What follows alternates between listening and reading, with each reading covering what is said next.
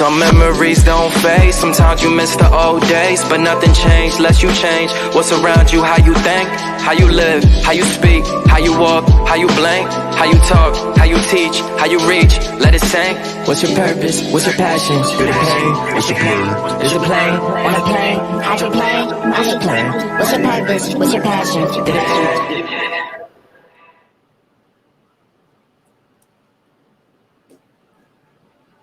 All right. We are here. You are plugged in with Molly and Joe, the mental warriors, and Molly, the voice of the show, and that is the words of the show. My main man, Joe, put it together. You get it. You get an amazing show, man. What's going on, Joe? Everything is groovy, brother. We had quite an eventful past couple of days off the scenes, so we just bringing it all back in full circle, if you will. So, it's been a great week, and we here. We got words and voice just making things happen as always. Right. Yeah, I mean, we got a lot of ideas, a lot of plans coming up. We got a lot of future plans. I mean, we talking studios. Went into the studio yesterday with the Evening Rush Network. Checked out what they was doing and whatnot, and I like that vibe, man. What you thought about that vibe? I thought it was great, man. It added something to it because we've been doing all these shows remote, you know what I mean? So being in person added a different energy to it. So I'm looking forward to it, man. I can't wait till we start getting to the studio and be in person. Like, the energy is going to be bananas. Yeah. So what I saw about this week. Oh, also something happened this week, and me and Joe shared in one thing after another, right, Joe? We seen each other like what, 3 times this week? Three times this week. It's like, you here too. Yeah. All right. That's that family vibe, man. That's that family vibe. I welcome you with open arms. You already know that. But a lot of people hear us speculate and hear us speak on it. But yeah, Joe basically family, you know what I'm saying? We was at my cousin's wedding this past Saturday. Shout out to Mish. Sean know Mish. Shout out to Mish. Shout out to Mish. We married now. Another Matthias man married. That's actually a good thing. I mean, we talk about generational curses and such. It wasn't many men in my family that I knew of was getting married straight up. And, it feels good to have, my family be, one of those who's constantly changing that narrative as we go along, and everyone is happily married, good evening, Queens of New York City podcast. What up, Queens? Yes. Salute to you guys. But yeah, it was beautiful to witness that. You know what I mean, Joe? Yes, it was. Marriage is a sacred constitution and institution, if you will. And what I think about it is that, we need to show more examples of it, especially in our community, So it was great to see that. And it was such a beautiful event and affair. So had a little brief interview yesterday with the Evening Rush Network. Shout out Sean Dawn and Rainbow. For allowing us to get a little taste of what what the interview process is and whatnot. We usually doing the interviews these days, right? So I'm like, oh, okay, I never been interviewed per se, and it was kind of cool. You know what I'm saying? I was like, all right, I could do this. Listen, I was a little nervous yesterday. I said, okay, we on the other side of the coin. I didn't know where we were coming from. Right. But, we come from the same place, from the heart. You know what I'm saying? We always do. We always come from a different, level of thinking. I think, we dropped in the brief time we was there, we dropped a couple of jewels, you know what I'm saying? That, you know what I mean? And then Sean Dawn gave us a few good encouraging words. We do appreciate those words and, and the encouragement on what we're doing, to know that, we might be doing, something different, might be making a little bit of a change, Absolutely. Like I said, we continue in the legacy, whether you like it or not. We coming. So just, we coming, whether you like it or not. Yeah. What was the record? What was the label yesterday we was talking about? It was what? Sean, shoot that label at us, Sean, so we could give him a shout out, man. I forget the label, man. Industry 21 magazine. Industry 21. Shout out to Industry 21. Yes. They gave us a little photo shot, you know what I'm saying? So I don't know, we might be in a little magazine or something. Who knows? You know what I mean? that ain't what we here for. We here just to, unplug your mind, plug something, else worthy in there. And one thing, let's congratulate Giannis. Yes. You know what I mean? And the Milwaukee Bucks. Yeah. Sean ain't gonna give no bombs for that. I'm telling y'all now. Sean is not giving no bombs for that. He's a hater. He's a hater in the 5th degree. You notice he get bombs for most things, right? I did notice that, right? You noticed that, right, Joe? Of course, but okay. I get it. Indiana is a division rival for No. He ain't an Indiana fan. He a Nets fan. I know, but like I'm saying, when you have a rival winning a championship. Oh, you hear the bomb now? What the hell? Now you hear the bomb? Oh, come on. Come Dropping them bombs, man. Now you want to drop the bomb on us, bro. Come on. You is funny. You was a character, brother. You was a character. I feel the same way about a rival, too. Like, if it's another team rival that's winning, I'm like, you know what? Forget all that. I ain't so I get it. I'm being a hater all the way. Yeah. So, that's our introductory banter. That's what we talk about. We just shoot it around or whatever. But yo, one thing that Giannis did say, I'm gonna spend a minute on this, maybe or whatever, or two, that I like, and it's something that I always was like, yo, I don't like the super team. I don't like what LeBron began to do, became a mercenary for the ring and all that. I actually like the old school way of, I was drafted by this squad and I'm going to die with this squad unless they catch a brain fart and get rid of me. You know what I mean? Brooklyn, the super team. You know what I'm saying? All that is whack to me. You know what I mean? Giannis hit them all on the head. He said, listen, I did it the hard way. I could have went to a super team, did my part, win a chip easy, but I didn't. What you think? Giannis told a great story. I mean, you don't see a lot of that anymore in the NBA. And if you do, you see a lot of cats that are struggling. Like, look at Dame Lillard. He's another one in Portland that has the same story. They're going to stick to their squads. But everything is so enticing to them when you see all the other players moving around and what could be done. So Giannis is one of those guys that just said, no, I'm going to stick with my team and I'm going to win a championship. 8-9 years later, here we are. You know what I mean? So, congrats to Giannis in the Bucks. Yeah, congrats. And then think about it. 8 years ago, his moms was selling DVDs just so they could keep the lights on in their house. You know what I'm saying? So imagine 8 years later, you in the three, you 200 and change $1 million. You know what I mean? Millionaire. Like, come on, man. I love the story, man. You know what I mean? Him and his brothers sharing sneakers just to play ball and all that other stuff. I like that kind of story, man. I like the underdog story. I don't know. That's me. For sure. Same here. Here. It tells a good story and it gives a good message to those who feel like underdogs that they can achieve. Not like them front running Brooklyn Nets. You know what I'm saying? Super team, right? Yeah.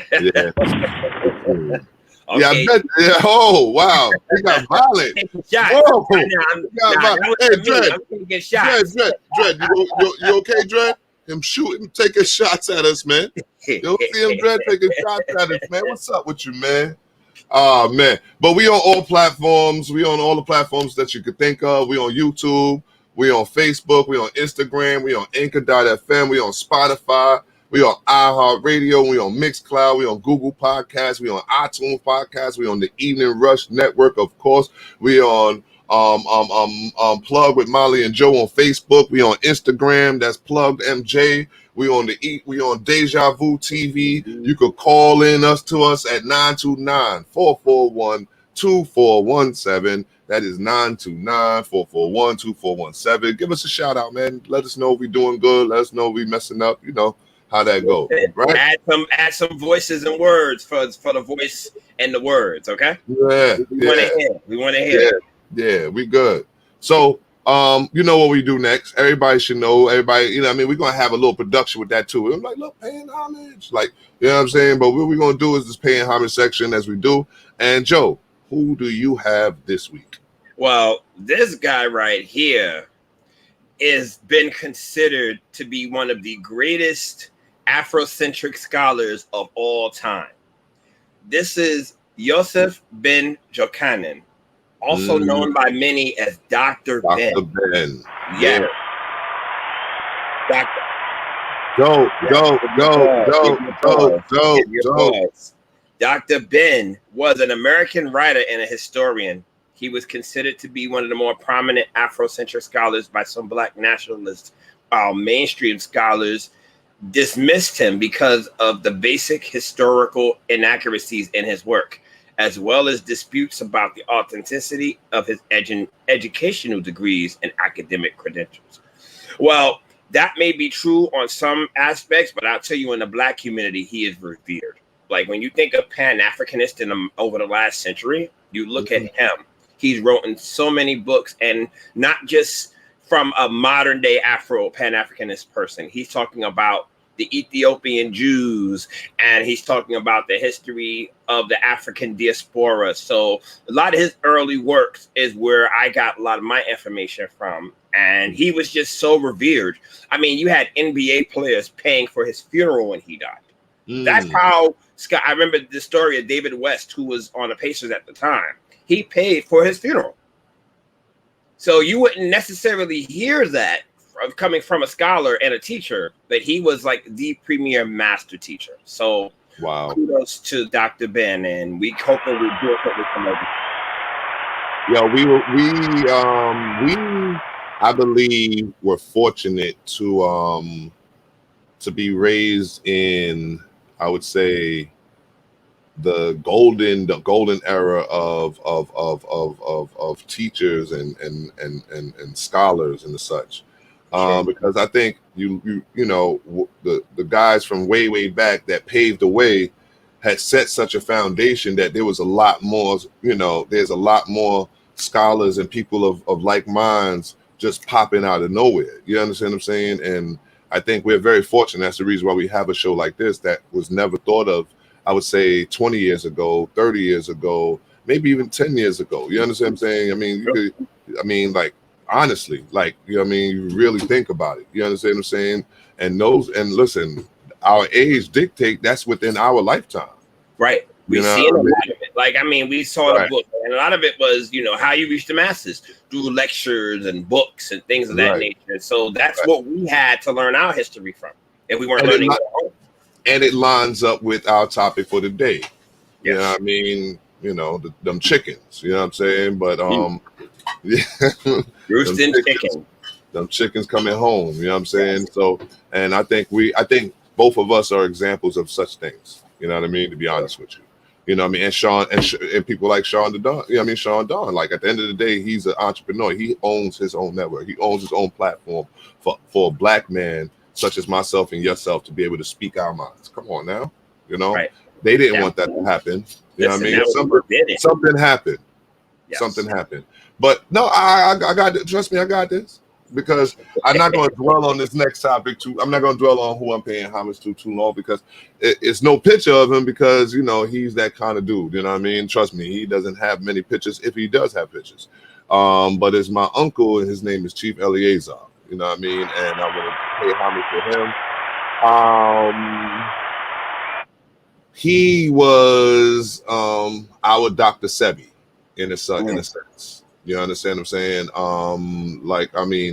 This is a man that sat there and proclaimed that he cured his own cancer. You know what I mean? He was also a man that said, and I don't know if he did it or not, but he said he could cure AIDS. You know what I mean? That kind of doctor, whereas he got all the herbs, he did all of the lessons and all of that. And he did it on his own, immigrant from Panama. You understand what I'm saying? With not much to his name, but he found the Israelite way of life. You understand what I'm saying? And my father was one of his good friends, and actually became family through marriage. I just wanted to give him a shout out because he taught me everything I know about healthy eating and healthy living. Anything I know about vitamins, anything I know about sleep deprivation, whatever it is about health, I actually probably learned from this man. You know what I mean? And he's taught so many people. I think he was a man before his time, as they would say. You know what I mean? Like literally, like before his time. Like if he had, if we had the social media, that we have now, where he could get that word out to the people. Come on, they paying top dollar for this information. That's what it is. Like, You think about how many people he impacted without social media. Now we have the ability to reach the world.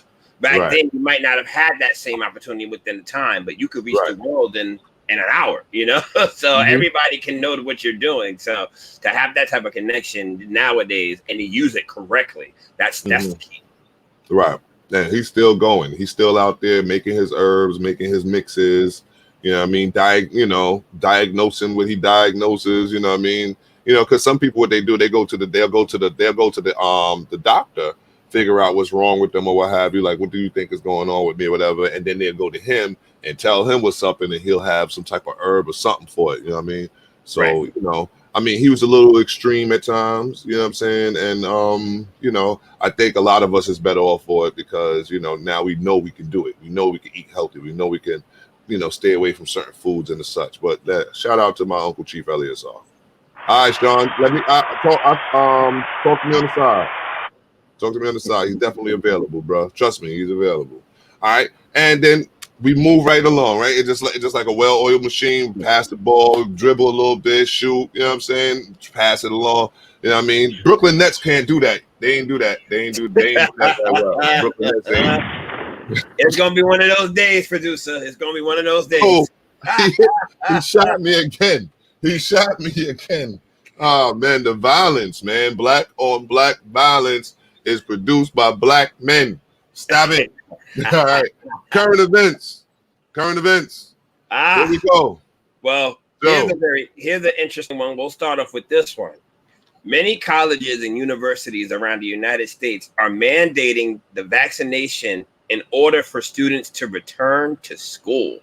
The most recent one being the University of Indiana, if I'm not mistaken. This happened about a week ago. And they made the decree, if you're not vaccinated, you're not coming on campus to continue your education.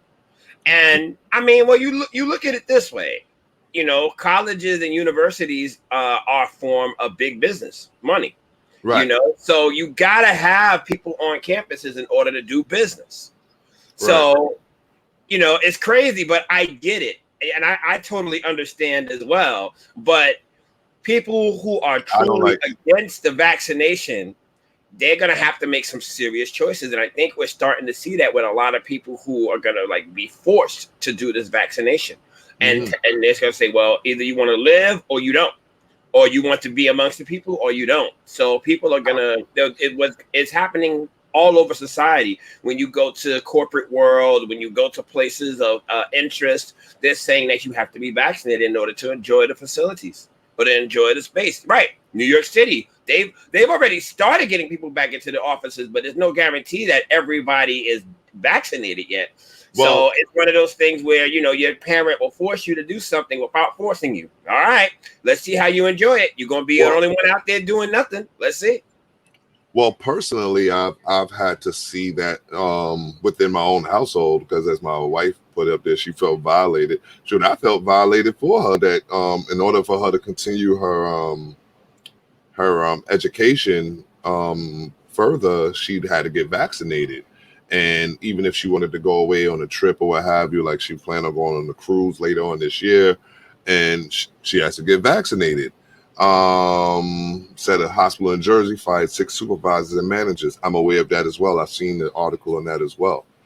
My thing is, the mandating it. I knew that's where they were going to go with it. Do I agree with it? Do I get it? No, I'm not with y'all on that. I don't get it. I don't understand it. I don't. It's to prove that the vaccination works. They got to mandate it by getting more people vaccinated to prove that it works. But what's interesting about it is that our next current event goes into what we're talking about right now. People are worrying about the mandation of vaccination when it covers one part of the COVID-19, right? So now you have this COVID Delta strain. Right. So before we go there, so now you look at the mandate, but now also we're gonna speak on it later. But yeah, the flip side to it is the fact that, this is some form of separatism as well. We're gonna speak to that later. But now, like you said, the COVID Delta strain, speak on it.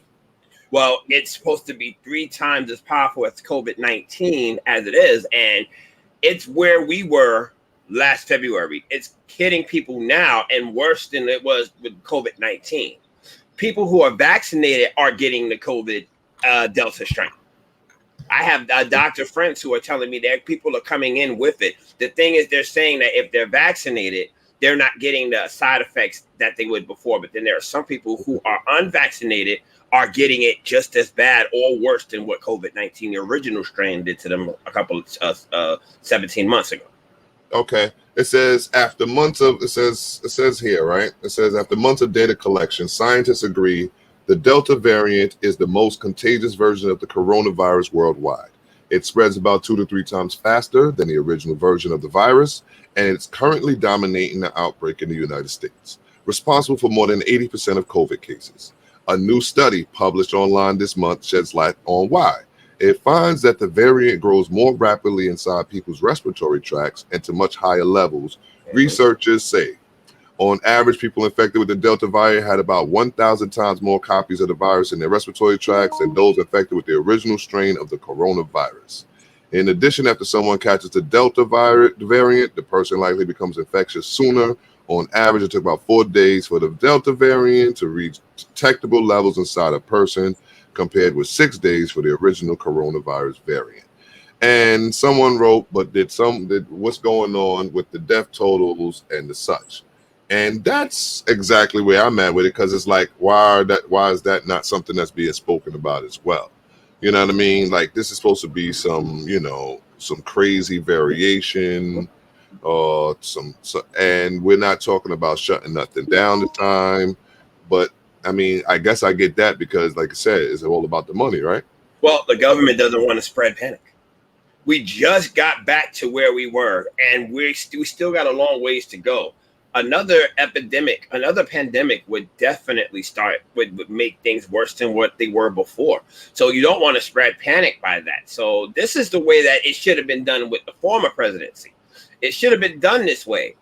I mean, I have no problem with the way that they're doing it. Don't cause the panic if you have it under control or if you understand the semantics behind it. I get that, but you want to keep people calm. You don't want to get them in a rush. But when you're not doing anything about it, that's what happened 17 months ago when nobody even cared about it. But now you have an administration who cares and is doing things the way that it's supposed to be done. So we shouldn't have to go into panic. We shouldn't have to go into worry because of it. We should continue our everyday lives and find a way to make it right.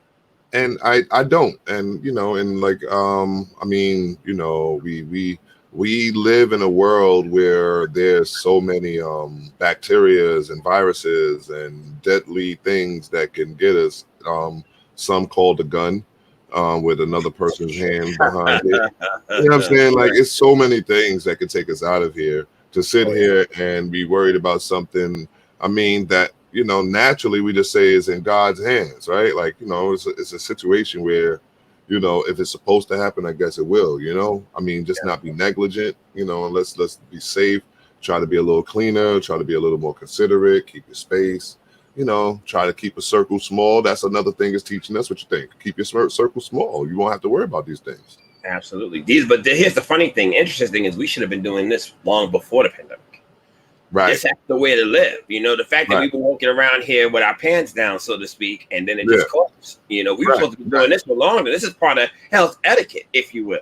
Right. The fact that we weren't doing it, it said, okay, I got to teach y'all the hard way. And that's what happened. And maybe that's exactly what it is. It's a lesson learned, right? Because I'm asking this question to you. How is blaming unvaccinated Americans for the surge in infections a form of systemic separatism? Is this the new racism? Because I came up with this question because I was thinking like this, right? Because racism is something that you can't get behind anymore, right? You can't do the whole, okay, black, white, this, and third. That's not winning for them anymore, right? Because, you're doing all these hateful things and the good people are crossing over to our side, so to say, right? Right. Okay. So this system cannot thrive without a 50-50. They need a 50-50 in order to thrive. There's no way they could thrive without. So they can't have us in avalanches over them down the line. Because remember, as much as you say he got 70-something million or whatever, the homie got like 80 million. You know what I'm saying? Like, you know what I mean? A lot of people came out to make sure that we're done with that. We're done with how you guys doing it. So my thing is this the new racism? Whereas now you're sitting there, forming things where people are going to make decisions based on their morals, based on who they are, because there's a lot of black folk that don't trust this country with good reason. You know what I mean? So therefore, it's probably most of us that's not getting vaccinated. You know what I mean? So is this another way to where we divide one another? Because if you look at it, it says, okay, well, you can't do this unless you get the vaccine, the vaccine. You know what I mean? And then there's those that's for and those that's against. So now you got your divide again, no? Well, look at it this way. I mean, isn't this how the formulation of racism and classism begins? Look at the story of X-Men, mutants against humans. You could pretty much relate that to blacks versus whites, or anybody who's racist against a different culture. Right. The vaccinated and the non-vaccinated is going to become a emphasis of that. If you give it a little bit of time, it will, because what's eventually is going to happen is you're going to have, like you said, it's a separation. You're going to have those for those who are vaccinated and those who are not. And people that are vaccinated are going to look at the ones and say, "Oh, well, why aren't you doing it? You whatever the case may be." And they use that as an example to hate on a group of people that aren't there. And that is a formulated. I'm hoping it doesn't get to that point, but the seeds have been planted for it, if you will. Right. And this continues because what's going to happen is one group is going to blame the other. Exactly. Now you get where I'm going with it. You know what I mean? Like I said, we got to open people's minds, bro. You feel what I'm saying? Like people think these things don't matter. All of these things matter. You understand what I'm saying? Every decision that these people make and every fight that they put out there, because remember, these are things that's put out there. These are things that's man-made. Trust me, they do all of these experiments to see how we would react if we were exposed to this disease that they made. Absolutely. And because, like we're the guinea pigs, one way or another. Either we're going to survive unvaccinated or we're going to survive vaccinated. That's how pick our poison. What do we want to do? Right. So now going from one virus to another virus to another problem that we just figured out just this week in this current event section of Plug with Molly and Joe. Monkeypox. Monkeypox. Like I want to know who decided to call it monkeypox. I need to know monkeypox, bro. Monkeypox. I need to know where that name came from. It's unfortunate that there's an African person, a kid on that poster, but I want to see other races of people with that disease. Why is it called monkeypox? We understand that it comes from Western Africa. Like it's a viral disease that occurs mostly in Central and Western Africa. It's called monkeypox because it was first identified in laboratory monkeys. Now you see what I'm saying? See where I went with it? Yeah. Someone made it. So, and then you're going to call it monkeypox, and then it happens in Africa. Like, who thought of this? Like, who came up with this comedy for such a serious situation? But yeah, John, man, like, yeah, man, it's crazy. It's not, I mean, what's going on is inhumane. You know what I'm saying? Because a lot of the problems that's coming about is self-inflicted by humanity's own greed and stuff like that, man. I mean, it's getting real sad. You know what I mean, just to see little man up there, like, come on, what is that? Like monkeypox. You made it. Right. Right. And then they throw it in Africa because why was it created in Africa? Like what was the reason why that was why it was experimented there? Like why couldn't it have been experimented here? But like you said, it was a man-made disease. So we don't understand it. There's subliminal messaging behind it, of course. Right. And then, of course, it seems very racist, right? And then, just to let everybody know, the reason why it's actually important is because it was noted that about 200 people was noted and in the U.S. with monkeypox. So that's the reason why it was important to bring it up, to make sure that you're aware that these kind of things is real. And we don't want to get caught sleeping, right? An outbreak can happen just like that. All it takes is a couple of hundred people, and that's what they're trying to say. Like, so be careful. Be on your P's and Q's. I'm just going to drop something real quick, a little quick shout out, like, you know, not really a shout out, but people look up NBC BLK, that's NBC BLK, that's NBC Black, and Fox Soul. You know, I consider them reputable sources of information for Black people. Joe finds one to be good and don't trust the other. We'll talk about that another time, but we'll bring it back because I want people to check that out, man, because it's all Black news, you know what I'm saying? And I think that's something that's very important for us to check out, you know what I mean? But with that being said, you know, let's do what we normally do around this time. Throw it to the Evening Rush Network, our network. They got a word for us. Looking to podcast shows and do not know where to start? The Evening Rush Network can help you with that. Call us at 929-441-2417 or email us at theeveningrushnetwork@gmail.com for dates and prices. We got you for all your podcast needs. The Evening Rush Network. Tune in, subscribe, and share.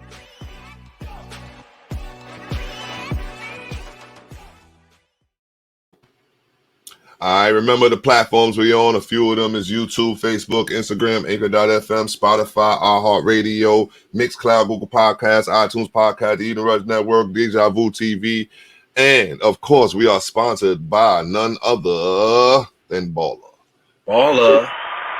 Big Apple Leadership Academy for the Art. That's one of my favorite things to do in life is try to get that place going, man. Trust me, it's a journey, it's a job. It's a task, but it's everything I wanted in life, and I didn't even know it, and I'm blessed to be a part of it. You know, we on Instagram, plugged MJ, and that just means Molly and Joe. It can also mean my son, but you know, we play with that. So, you know what I mean? But yeah, you know, that we're gonna go into our next top. We're gonna go into our next, you know, our topic of the day. What you think? Should we go into the topic of the day? Roosting chickens. That means, you know, the chickens coming home to roost, that kind of thing that they be talking about. When systemic oppression backfires. It's a lot more times than what we're going to bring about today. I think we're going to we're going to come back with this topic again. I like this topic because, you know, I don't think we got a chance to get, you know, real knee deep into it, but I think we're going to do a good job here today. Can I get that clip, please?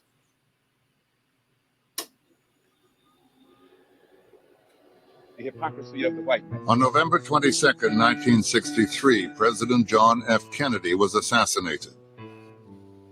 For the day after the assassination, Malcolm X made a remark that shocked both his followers and his enemies. When you send your chickens out in the morning from your barnyard, those chickens will return that evening to your barnyard, not your neighbor's barnyard. I think this is a prime example of the devil's chickens coming back home to roost. The public was enraged by his apparent irreverence.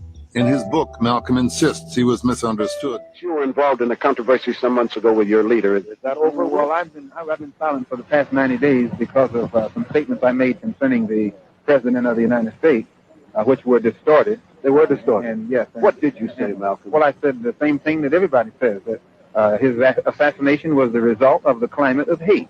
Only I said the chickens came home to roost, and which means the same thing.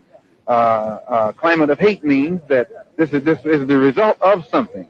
And when I said chickens coming home to roost, I said the same thing. But you did not say that you were glad the president was killed. No, that's what the press said. See how they switch your words?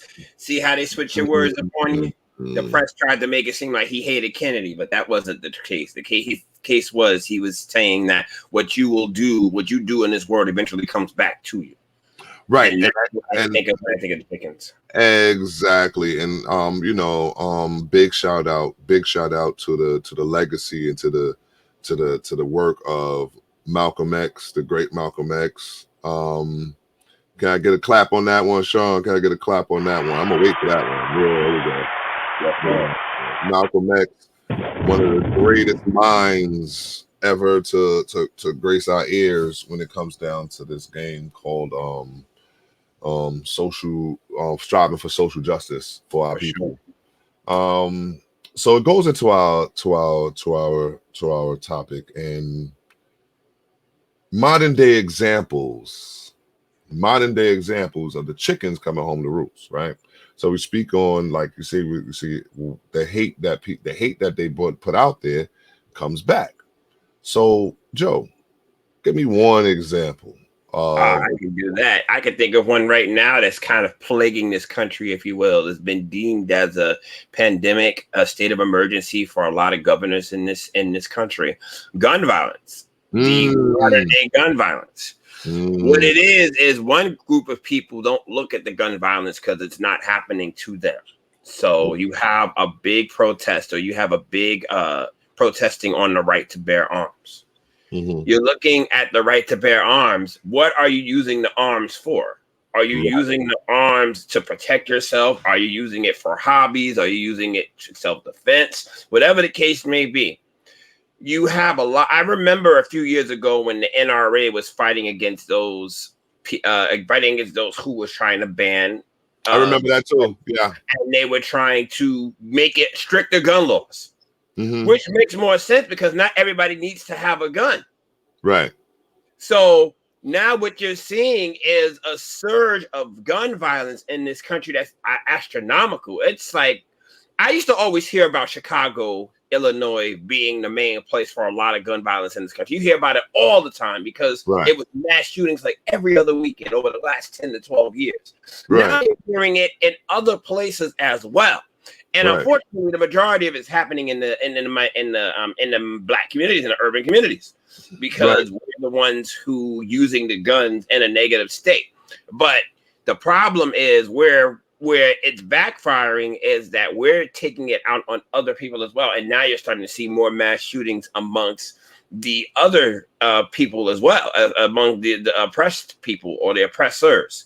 And that's becoming a problem because now it's going to be deemed as, okay, we have to do something about this because it's not just us, it's you too. Right. Because the matter of the chickens coming home to roost is the matter of the fact that the gun has turned on them. Right. You know what I mean? The barrel of the gun has literally turned right back to them. And that's one of the biggest examples of the chicken coming home to roost is gun violence, because these people live and die by the gun. They live and die by wars. They live and die by the manufacturing of guns and wars. That's what they do. This country is a warmongering country. This is one of the biggest warmongering countries there is. Not a lot of countries are the same when it comes down to what America is when it comes down to wars. That's the reason why America remains one of the dumbest. All right, dumbest. That's one of the dumbest countries. That pretty accurate. One of the dumbest countries out there, but yet still in power. How so? It's the might of the gun. And then you always say this. You always say we're not making the guns. It's not us. We're not manufacturing. So how are the guns getting to us? Right. And what are they being used for? And then when you say roosting chickens, they came back home and said, hey massa, how you feeling? You know? So let's get another example. What you got? One? I got one. Give me one. This is a big one for me. It hurts real hard because it's affected my life. I know it's affected your life. The drug war, right? The drug war leading into what? What the drug war led into? How was the because remember when we're talking about what happened, what they put out there, the hate they put towards us was put the drugs in our communities, correct? Absolutely. That's the hate they put towards us, y'all. They poured the drugs into our community, had that be one of our main resources of income when it came down to just surviving in the hood. And the backfiring is the opioid crisis. That's right. It's a crisis now. How is it a crisis now when it wasn't a crisis when it was my people that was suffering from the crack epidemic? And heroin as well. And heroin. Yeah. And then on top of that, the gun violence that we was talking about. Right. It doesn't seem like a big issue when it's not the oppressors that are dealing with it. Like, but then it became the oppressors that had to deal with it, right? Right. When you look at it, once it became important is when the chickens came home to roost. Because guess what? Guess who turned those people out? We did. We were sitting there telling them, listen, come on in. Come hang with us. And they was oppressed as well. They depressed as well. Because they wasn't getting none of that 1% money. You understand what I'm saying? They sitting there with us. You know what I mean? And yes, indeed, Tiff. The legit pharmaceutical companies was behind it because they was dumping it into the streets. That's right. You know what I mean? Because they was telling them, okay, to get off heroin, I'm gonna give you methadone. That's right. And then here's another thing behind it as well. So you give them the methadone in order for them to kind of, I guess, keep themselves sane or keep themselves balanced. But during this pandemic, there were a lot of meth and clinics that just closed because they couldn't support anymore. So then we seen another pandemic, if you will, among homelessness and just mental health. That could be considered a health crisis too. And another one of those chickens coming home to roost. We've talked about this before. I need to see what this country is going to do in regards to mental health. How are they going to recover from it? Because we know that they haven't, especially in these big cities, because there's so many people who've failed and faltered because of it. Like they've lost their job, they've lost their livelihood. And I'm not going to say that they're crazy because they're not, but they're mentally broken. And a lot of them turn to the drugs. A lot of them turn to the violence. These are the things that they turn to make themselves feel some type of way. And people haven't recovered from it yet. So, so then they're going to take it out on the people who they feel are responsible for them being that way. That's a form of roosting, Yeah. I love this topic. Listen, producer, chalk this one up as one of those things we do on some type of regular basis, because we could get plenty of examples of roosting chickens. I think we could do this as a segment at some point in time and keep it going, because I love this one right here. You know what I mean? Well, Tiff, we definitely know about the pharmaceuticals and what they do. I mean, you go back to, you mentioned Dr. Sebia earlier in our show, and we look what happened with him. With the whole him being able to cure cancer and AIDS, and look how the big pharmaceuticals went after him. They got rid of him. If you ask people, they got rid of that man. Absolutely, because the fact that he was able to prove it. Like, if you get rid of big pharm, that's a big part of the American industry that you're getting rid of. If you're able to cure AIDS and cancer, seriously, and the fact that he was able to prove it. They had to legitimately take him to court and sue him for that and for everything he had. Mm-hmm. Yeah. So that's a prime example of, bucking the system, if you will. And bro, I'm telling you, man. And what's crazy about the opioid crisis is I actually want them to get help. You know what I mean? I don't want them to suffer. Like, to be honest with you, I don't want other oppressed people to suffer just because the rate because of the racism. Even if they're racist, listen, there's people that's my color that don't like me. Right. Black. Think about that. There's people of my own color that don't like me, that has the dislike of who I am. So I don't even want harm or hurt to come to them. You know what I'm saying? When you look at these crises and you look at these things that are happening, it's almost like it's being tested, thrown into neighborhoods, thrown into places to see who will survive. The strongest will survive. And most of the time, we're more stronger than the opposite, the oppression, and it's a form of. But that's because that's thrown at us. With the opioid crisis is something that they made up. They messed that up. They, that's something that they went and got and did. You know what I'm saying? Like, they was making it. They was sitting there. Yeah. Right. Crack was an epidemic. Opioid was a crisis. Exactly. Who did crack will affect more of? People of our color, people of us, our ancestors, our descendants. Like, who is opioids affecting? Not us. Them. them. And the crisis is a big difference in wording. She's right. The crisis is a very big difference in wording. Let me two. I'm gonna give you the next two real quick, right? I came up with these because it just gives you an example of the old guard doing too much and then they get caught up, right? So you got Jeffrey Epstein, right? Who's Jeffrey Epstein, Joe? Give him a little. Jeffrey Epstein was a billionaire, if you will, that fed the desires to the needy of those who were famous. He had a private island where he hosted young girls, underage girls, and just fed them to the wolves, if you will. A lot of people in Hollywood, a lot of people in politics, a lot of people who have money went to these islands and saw their fantasies fulfilled. But some of your favorite names was on that list, so-called. Absolutely. So there, like if that list had gotten out, or if somebody had been come to testify, a lot of our Hollywood and our famed and our elitist, if you will, would have been publicly humiliated and destroyed. Right. And the Harvey Weinstein guy, another one. I call him the Jewish Bill Cosby. Right. What I mean by that is he's pretty much dealing with the same things that Cosby dealt with. People going in and multiple women coming out and saying that he assaulted them or he did something indecent. So what happened is he was just recently extradited back to California to start the process for it. But it's funny how 2-3 years ago this happened and he didn't serve one lick of jail time yet. He's been free this whole time under house arrest. Right. That's what people don't understand. People don't understand. He never went to jail. Bill Cosby did time already.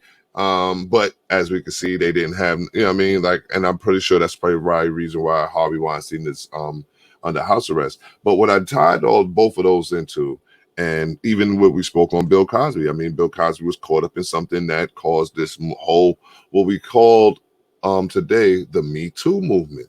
That is the symbolism of the chicken coming home to roost. This is the roosting.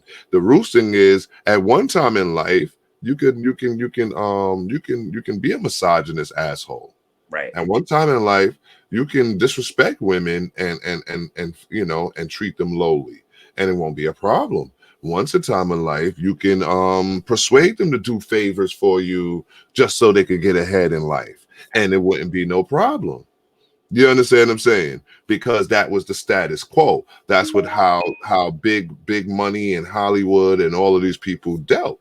But the chicken coming home to roost is these situations stemming to the Me Too movement. You know what I mean?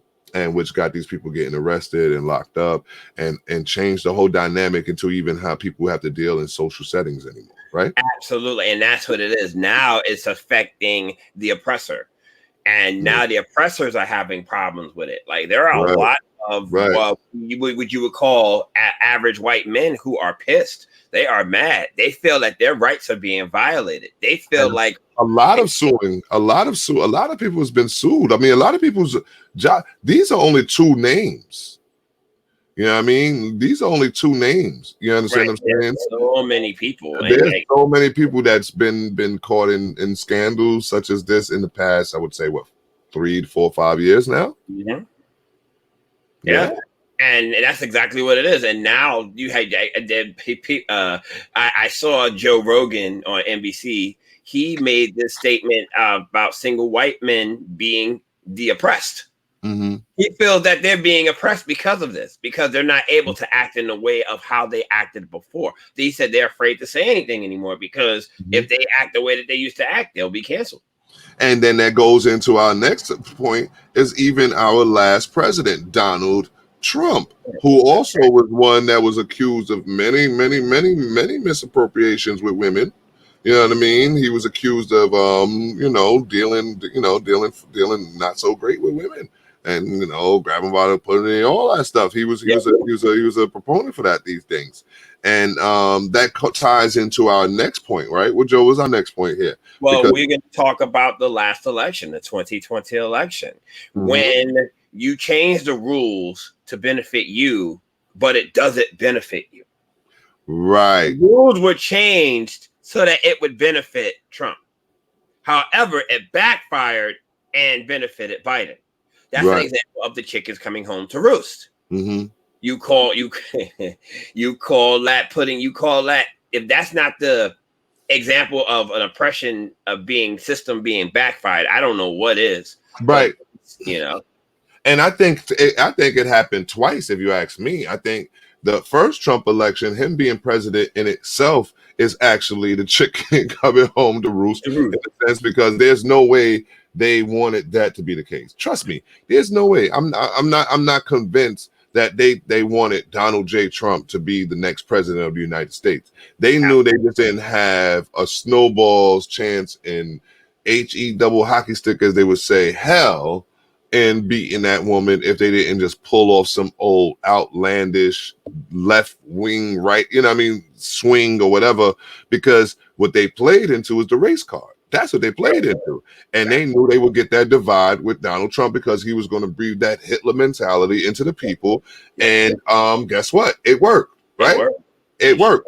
But guess what? The reason why that's the roosting chicken is because they would never want that to have happened, because democracy was actually working for a change. Mm-hmm. Remember, they used to control the narrative all these years. Now, all of a sudden, we starting to, we want this person. Nah, we don't want that person. You know what I mean? Because they had to give us a black man at one point. Just think about it. Chickens coming home to roost. What was also interesting about it is I remember hearing this quote in regards to the campaign. Just because you get all the votes don't mean you're going to win. Right. So we could say that happened in Hillary's case, right? She got all the votes, but she didn't win.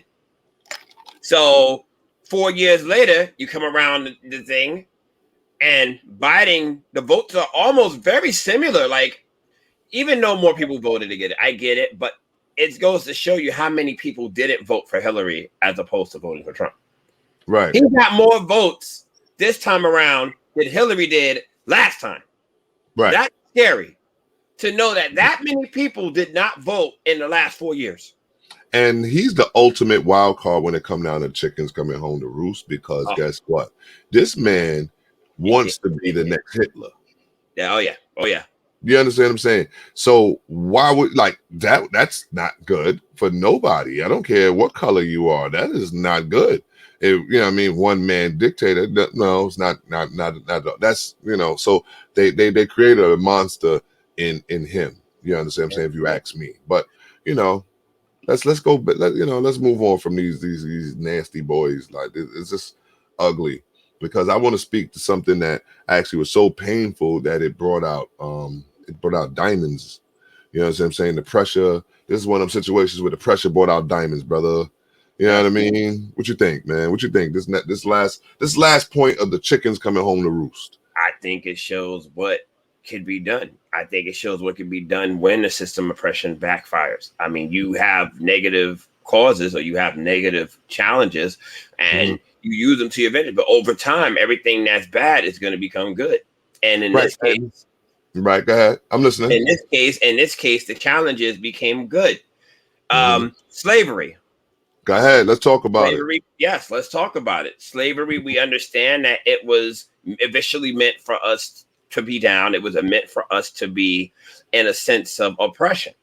Right. And we did for hundreds of years. Mm-hmm. For hundreds of years, we were oppressed. We deemed as the worst form of human life in this world. Right. So us going through that over the course of time, changing. I mean, I'm going to sit here and say that we're 100% on the opposite end yet, because we're not. Not at all. But to see what was able to come from it, to see where we are. Yes, there's still a long way to go. Long way to go, but the tide is turning. From, like you said, from the coal, the pressure became a diamond. Right. So we're, like I said, we're as slowly but surely we're squeezing that coal, and it's breaking, and the diamond is starting to show and reveal. We still got a few hundred more years before we get there. It's hard. But we're seeing the transgression of what chicken comes home to roost mean in that sense. Right, because slavery was what they did to us. That's the hate they showed us. That's the ultimate test in perseverance. That's the ultimate test in our fortitude as people. You know what I mean? I don't care where you were in the islands, if you was here in the home in American soil, wherever you was oppressed at as a black man at any point in the past, got us strong enough to be here today. Like I said, now look at us. You know what I mean? They didn't see this in their wildest dreams. That's why I said this is we are examples of the chicken coming home to roost, all in one. We are that example. The Martin Luther Kings, the Malcolm X's, all of these people that they built us. They made us become the people that we are. They made us become plugged with Molly and Joe because of all of the things that we're tired of today. That's you know right. what I mean, Joe? You feel Absolutely. me? What I did want to do, though, is I wanted to aware people and let them know of what's happening. Keep a look at what's happening in Congress and politics and law. Look at these things. Right. We caused so much of an uproar over the last 4 years that everything is being changed to go against us. They're trying to change all the rules. They're trying to change the rules so that it doesn't benefit us anymore. Right. So people need to pay attention to that. But eventually what will happen is the chickens will come home to roost again. But in order to stop the chickens from roosting, we need to pay attention to what's going on and say, no, even if you do have the upper advantage, if you do have the loopholes, we're not going to let y'all get away with this. We still going to come out strong. And we still going to be done. Yeah. We just got to put in a little more energy. We just got to put in a little more time, you know what I'm saying, into going to vote or to going to make the changes that's necessary, because they're going to do it. Like you said, it's inevitable. They're doing it now. In Texas, they're doing it right now. You understand what I'm saying? They're changing all of the voting laws down there. No? Changing all the voting laws. They're penalizing and arresting Texas Democrats because they don't want to vote against the laws, because they're trying to procrastinate as long as possible or elongate it. And the governor is like, well, you're going to be arrested if you don't show up and put these votes in. Right. So because they left to go to Washington, right? No? Yes, they left to go to Washington because they didn't want to be in the vicinity of the voting, or they have to prolong it as long as possible. This happened last week. Just last week, we're dealing with this. Why do you think they would try to change the voting laws in the first place? Because they're scared. Listen, if they don't have control of their system, then what do they have control of? Exactly. There's no system to control. There's no system to control, brother. And that's why we have to continue to be plugged with Molly and Joe. We have to continue to be the Evening Rush Network and the Evening Rush Radio podcast. We have to continue to be Queens of New York City podcast. We got to continue to be the voices out here making changes in these people's lives, bro. We got to keep the foot on their throat to make them nervous, because that's what all of those moves is, nervous moves. If you're in the street, that's nervous moves when you're making extra rules to make sure this person don't rock. Absolutely. You know what I mean? And that's what it is, because you're afraid that people are going to come forth and take your shine away or make you feel like you're irrelevant, because that's what it is. Right. Like we know a change of the guard is going to happen. We know that it's bound to happen. Right. And what's happening is you have people who are just going to elongate that not happening. So it's like they can't believe it. And that's what these rules being changed and all these things happening. Even with, critical race theory, which we talked about before, same thing. Mm-hmm. It's almost like you're changing. Well, I didn't want to bring this up because we talked about this already, but I did want to talk about the critical race theory, what I saw recently. No, keep bringing that up. Where you have the Texas school system pretty much banning people from saying that the Ku Klux Klan were negative, were morally wrong.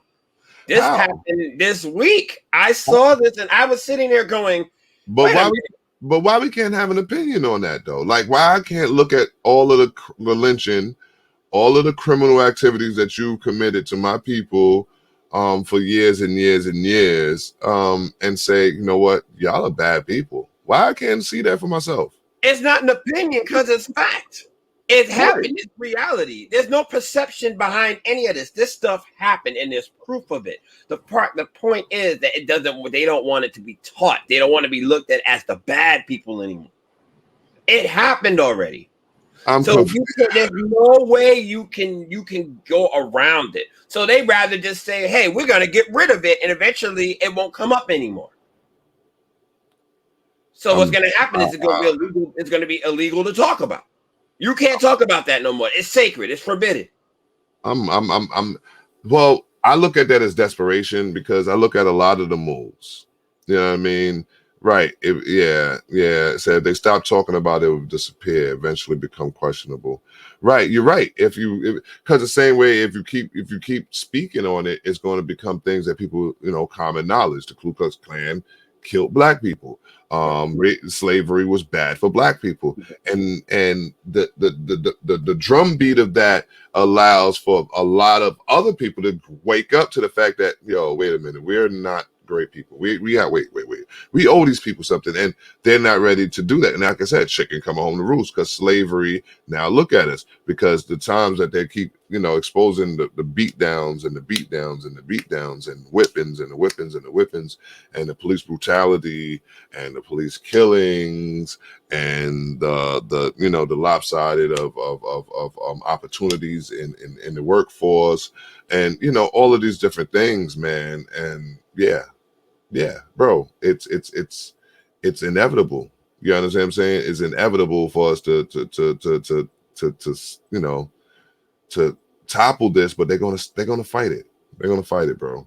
Listen, we just got to keep being that word. We just got to keep being that voice, and hope that more people wake up, and not even woke, but wake up, understand what's happening. Because it's a matter of understanding what's happening. Because you can know what's going on and not care about it, but something is going to click and say, hey, this is not right. We need to do something about this. Or we need to keep letting people know that it's wrong to want to do this, or that it's wrong to want these things to go away. Because when I heard that, it just did something to me. It said they are really trying to make themselves look good, or what's going to happen. Maybe not in their time, but if you don't talk, like you said, if you don't talk about it, it becomes a question mark. Did it really happen? We heard rumors about it, and it really happened. And it's and it's been gone for so long. There's nothing to prove. You got to go back and deep again and think about it and research it and make sure again. Yeah, people unfortunately do wait until something bad happens to them to personally decide to become change makers, and that happened to me. I know it definitely happened to me. I know it definitely happened to Joe. I know it definitely happened to most of the people that is out here change makers. And I guess it goes in the name of being change makers, is that you was hit with something that had to make you shift up. You know what I'm saying? You was hit with something that had to make you change up and do something different. You know what I mean? You wouldn't know that you have to be that if you didn't get caught up with something to show you that. You know what I mean? So yes, we wait. Unfortunately we have to wait, but guess what? I think most change makers, most people that's here doing the work, doing the work in the community, had to experience some things to make you understand why we have to do this work. Right, Joe? I totally agree with what you're saying, and what my hope is that when that change does happen to people, or when something happens to them, I hope it's not the end all be all, because a lot of people can't recover from that blow. They can't recover from that reality check. Right. You're right. Yeah. That is the catch-22 there, bro. They can't recover. Something bad for some people is the end. You're right. Yeah. You're absolutely right. You're right. And empathy can motivate people as well. Yes, I mean, and that's what we're doing here at Plug with Joe. We empathize with our people. We try to talk to our people. Sometimes it's sad topics. Sometimes it do get to me. Like even tonight's topic gets to me. You know what I mean? So I you can hear it in my voice somewhat, because it's like you can see where we've come so far, but then the reality is, golly, they're gonna try hard to keep us down still, right, bro? Yes, there's like I said, there's way more work to be done. Like I'm happy that progress is being done, and I'm happy that the word is getting out. I'm happy that people are speaking on it, but it's more. We need more, and there's enough of us to do it. And we're going to get it done, because when we come back, we're going to make sure that we do everything in our power to be spread out throughout this nation, throughout this country, throughout the world. We're going to get out there, Joe. We're going to get out there, man. And remember, we sponsored by Baller. We on Instagram. That's plugged. MJ. I'm Molly the Voice. That's Words by Joe. We on all the platforms. We on is on YouTube, Facebook, Instagram, Anchor.fm, Spotify. iHeartRadio, Mixcloud, Google Podcasts, iTunes Podcasts, the eveningrush.network.com, Deja Vu TV. You could have called us in at 929-441-2417. We're going to get some people to start calling us in. Watch this. I know it's going to be hectic soon. Watch. We're going to have a whole segment for it. Watch. Have you on hold and wait for you and all that. Watch, because y'all took too long to start calling. But my shout out to my brother for giving me that tip on that because you never know who tuned in late. So if you tuned in late, then you need to know them platforms that we on too. So shout out to all those platforms that allowed us to be on their airwaves and on their televisions. Shout out to the Evening Rush Network. Shout out to you, Joe. Shout out to you, Molly. And that's Plugged with Molly and Joe. Mental Warriors. Peace.